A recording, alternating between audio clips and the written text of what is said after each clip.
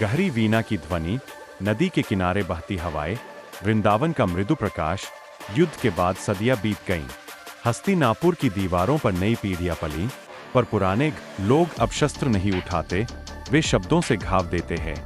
नीतियां बनाते हैं जिनमें नीति नहीं होती, और धर्म धीरे धीरे व्यवस्था पर। हर युग में जब अंधकार बढ़ता है, कोई न कोई उठ खड़ा होता है, कृष्ण की वाणी बनकर या अर्जुन की भुजा बनकर। समुद्र की लहरें, तूफान की गर्जना, ध्वस्त होते महलों की आवाज। जब द्वारका का अंत आया, समुद्र ने कृष्ण की नगरी को अपने भीतर समेट लिया। लोग कहते हैं वह विनाश था, पर वह विनाश नहीं, एक चक्र का पूर्ण होना था। कृष्ण का शरीर धरती पर गिरा, पर उनकी मुस्कान, वह अब भी हर मंदिर की आरती में जलती है, हर श्लोक में सांस लेती है।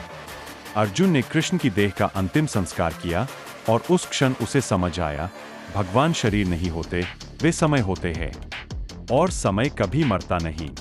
नदी किनारे जन्म लेता एक बालक, आसमान में गूंजती वीणा की धुन।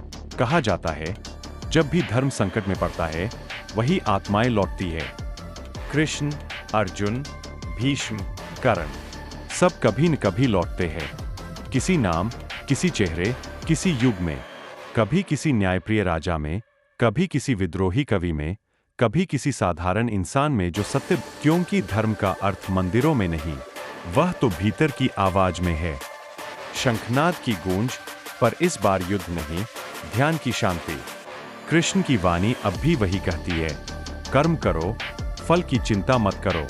पर आज के युग में उस वाणी का अर्थ है, सत्य पर चलो, चाहे दुनिया विरोध करे। भलाई करो, भले कोई देखे या न देखे। और जब विकल्प मिले, सही और आसान में, हमेशा सही चुनो। यही है आधुनिक गीता, यही है अंत नहीं, पुनरारंभ। कृष्ण की बांसुरी की मृदु ध्वनि, सूर्यास्त, हवा में उड़ती धूल। धर्म की गाथा खत्म नहीं हुई, वह बस सुनने वालों की प्रतीक्षा में है।